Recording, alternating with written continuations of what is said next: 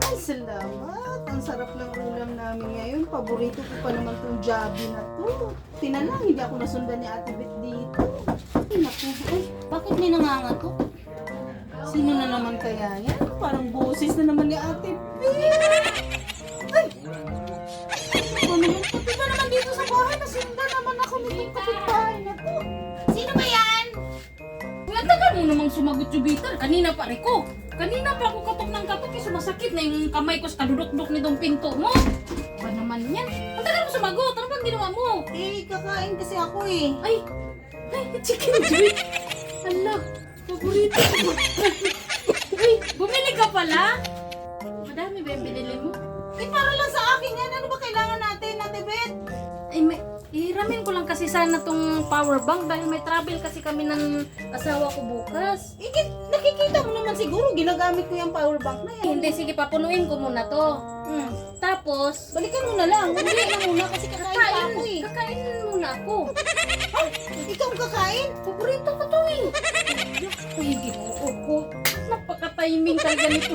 Ako'y pagkalamig yan eh.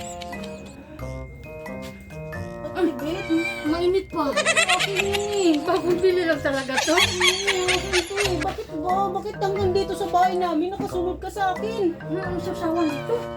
Ano kayo? Ano ba yan? Yan, masasawang kasi. Ay, ikaw ba? Huwag ka nga munang makisabay sa akin. Nakikiburaot na nga lang ako eh. Makisabay ka pa rin iring ka. Uy, pastilan ang sarap talaga. Mainit pa kasi. Hindi pa rin ako naghapon eh. Ikaw talaga na iring ka ba? Huwag ka na makisabay sa akin. Ano ba yan? Tapon mo nga yung dubita.